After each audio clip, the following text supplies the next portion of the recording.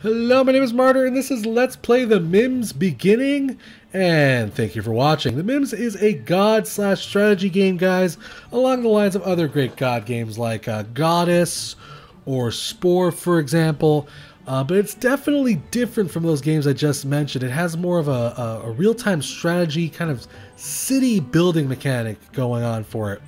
The Mims will release on Steam Early Access on January 14th, 2014, which when this video goes up, that should be tomorrow. But you know, that also of course means that the game is still being actively developed, guys, so everything you see is subject to change and is not a final representation of the game. But one thing I really want to especially note here, one thing I think is really cool, is that the developer and publisher Squatting Penguins said that they took 3 years in-house to develop this game and do internal playtesting, and it really does show, guys. The game was really, for all the features that are currently in the game, is bug free. I didn't run into a single bug while playing the game. I've been playing it for about 2 or 3 hours now. I've progressed to about, I think, level 5. And it's just really flawlessly made for an early access game. Everything works very well. You can go ahead and buy into the Mims early access for the first week sale price of $16.99, guys, or $19.99 normally.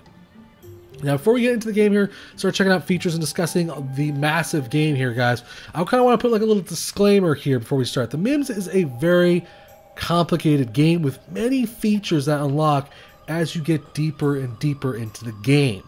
So if there is something I miss, if I miss mentioning a research thing or a building or something in particular, it's just because the Mims is a very complicated game, guys. It's a God game. It has lots of things going for it. So just, cut me some slack, okay? Also, if I sound kind of strange, it's because I'm currently battling a flu, cold, I don't know what it is. But it doesn't really matter, just want to give you a heads up if I sound weird. As far as options go, guys, that's of course where we're going to start. You have quality control, basically kind of manipulates the graphics. You have resolution control. I think it does do 1080p. You have anti-aliasing, full screen, and of course audio sliders.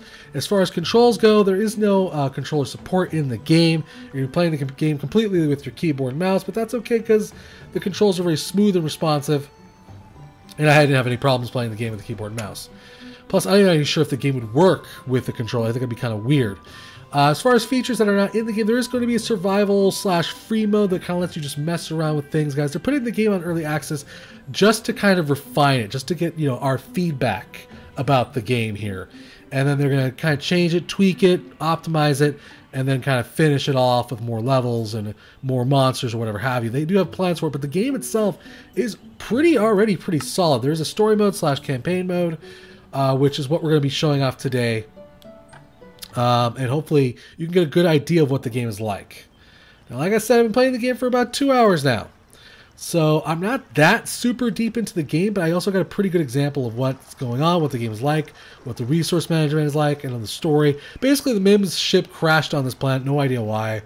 And you're trying to find the parts of your ship to recover it and fix your ship. There's a little bit of a story here. It's kind of adorable.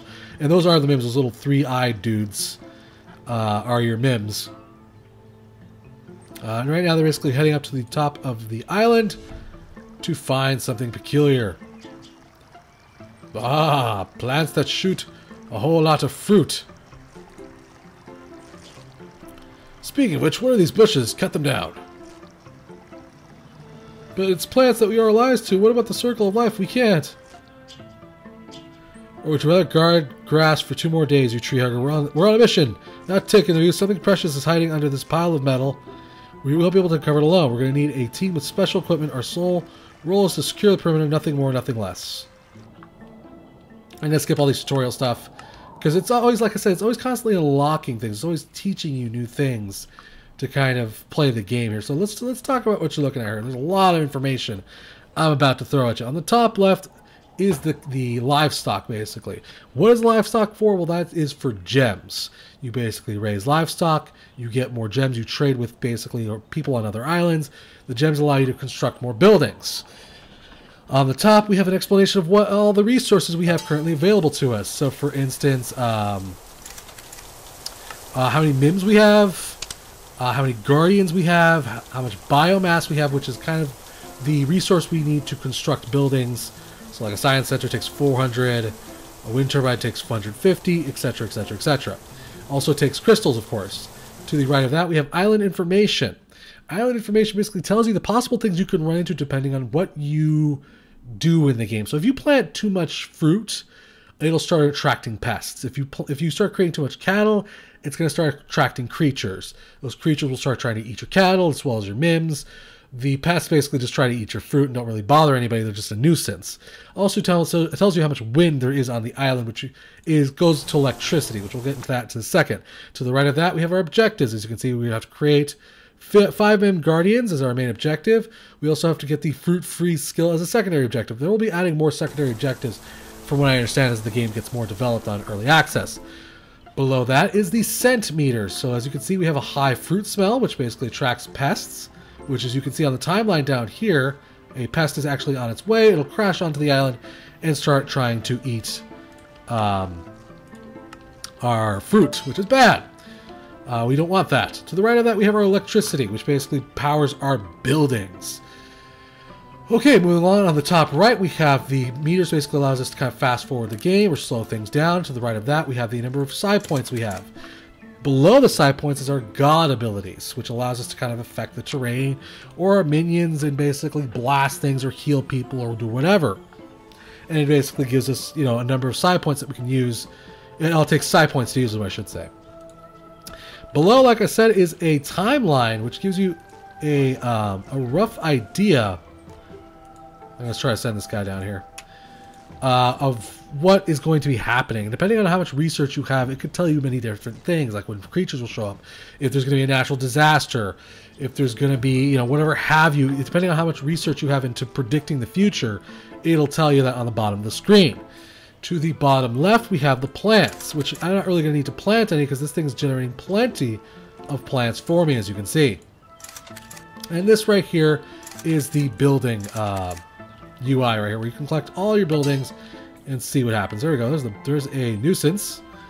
I'm going to find my guardian, which is right here, and he's going to go engage that guy. Now, I have a certain radius of control, which is controlled by the psi tower. Wow! Good shot on my part! Holy crap! There is real-time physics in the game, by the way.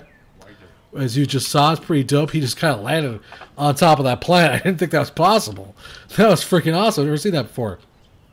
Anyways, the psi tower kind of controls your radius, kind of is your dominion, if you will, where you can place buildings, how far your psi powers will reach, and you can upgrade the psi tower or other buildings to improve their effects. Like the psi tower, you increase it, you get more psi powers, and it also increases the dominion of your circle, basically. So I'm actually going to go ahead and, if I can't upgrade that yet.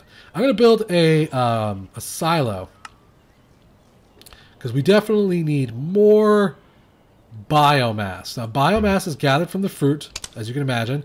The fruit's yellow, the biomass is yellow. Put 2 and 2 together there, figure it out. And the Mims, when I basically click on something and put something down, a little blue outline comes over, and they start coming over here to construct it, start basically getting it done. So I'm going to help them out with a little bit of a speed boost, God power again. There are several God powers I've not unlocked, by the way. Green ones are usually beneficial, red ones hurt enemies, and blue ones affect the entire area. Man, there's a lot of freaking fruit monsters. Good grief. Alright, guys, what's your problem? Get back to work. Mims will get tired eventually, by the way. So like our objective is to basically make guardians. The way we make guardians is through the garrison. To make the garrison, we need 350 biomass and 6 crystals. But we don't want to run out of crystals before we have the ability to trade some of them. So we're actually going to make a biolab first. The reason I'm going to do this, I'm going to try to make it close to my psi tower as I can. The reason I'm going to do this is because the biolab allows us to create cattle, basically livestock, that we can trade through the spaceport for more crystals and allow us to basically kind of maintain an active economy. Like I said, the game has a lot of city building mechanics. It almost reminds me of Banished, where you're building a city. Yes, it's a god game, you have god powers, but you're also dealing with disasters and monsters and a whole bunch of stuff that's trying to basically wipe out your creatures at the same time. So it can just get really complicated and really crazy pretty fast here. I'm going to heal them when they all gather together. Poof. He's going to kill that thing, hopefully. Yes, kill it. Kill it, my guardian. Good job. Because it looks like there's going to be about a whole bunch more showing up here soon. So they're going to be constructing that. And they got that just about done. Good. Now, as you can see, there's an electrical symbol above that. We need electricity to run this building. So we're going to go ahead and construct a wind turbine. There is other buildings that can generate electricity. There eventually you do get a generator, like in the next board. But for now, basically, you only have wind turbines because they unlock more stuff as you get deeper and deeper into the game. Like I said, I've been playing the game for 2 hours. I haven't even touched the surface of everything that you can do in this game. But it just gets more and more complicated. They give you more and more stuff to play around with, which is pretty freaking awesome. And I can't wait to have access to that survival mode, that's free mode, so I can actually see everything and everything that I can do. Let's go create wind turbine here. Wind turbines kind of benefit from being areas that are very isolated. They don't like being around other things. I'm also going to upgrade my psi tower here, so that way I can be upgrade my psi range here. Could you go kill that guy? You do have very minimalistic control over your Mims. You can kind of guide them, push them around to do certain things, but for the most part, they're going to always be doing whatever the heck they want. They're not really going to be too terribly controllable. For the most part, they just kind of do whatever they want. As you can see, that was a random event. Rain has started. I'm not really sure what the rain affects, to be honest with you. I haven't really seen it affect anything, so it's just there. All my minions are friggin' tired, man. I gotta get them a house soon. You can build houses for these guys, and you will be doing that eventually. You gotta build like a hut for them. As they get tired, they move more slower, so you're always gonna want to try to keep them healed, keep them, you know, up to par. Oh, you know, I realized I could probably, with my research center, which this is the science center, I should probably talk a little bit more about the buildings here, I realize. This is the science center. This basically allows you to kind of teach your Mims new skills as well as discover new technologies. Like, for instance, the predicting of the future. In this case, we're going to try to learn fruit freeze skill once we get to 250 biomass, which we're going to go ahead and hit speed up the time here. And get that done, hopefully a hell of a lot faster than we have it. We'll go to ×3 here. There we go. That's going to take up all of the time, but it will use up quite a bit of biomass there, and will now start being able to grab fruit from the top of the hill and bring it down. Because originally we couldn't do that. Oh my goodness, we got to get our guardian up there. Where is he? Where is our guardian? As you know, the controls of the camera are really smooth. I like the controls for the camera. You kind of can move things around with WASD, and then you basically drag your mouse over to the edge of the screen to kind of zoom in or out or move the camera around. What is wrong with you? You just walked right by a monster. It's because he's tired. That's why he's being a little whiny ass. Alright, let's build a wind turbine. There we go. Again, I'm not doing a terribly good job of, you know, doing this as efficiently as possible, as you can imagine. Like I said, there's a lot of micromanagement involved of your Mims, of your resources. You need to kind of just keep an eye on everything at all times and try to do your best. It's a very complicated game, I have to say. And like I said, it works fantastically. Every feature that's in the game works very, very well. As you can see, the wind turbine's going to start spinning. So they're going to start generating power for these buildings. So we could start building, research the chrono, which we'll use to trade. I'm also going to go ahead and build a spaceport. Might as well get that done right about there. And then we'll use the spaceport to kind of trade our livestock for crystals, and then we'll start finally making a house, and then we'll get to the garrison finally.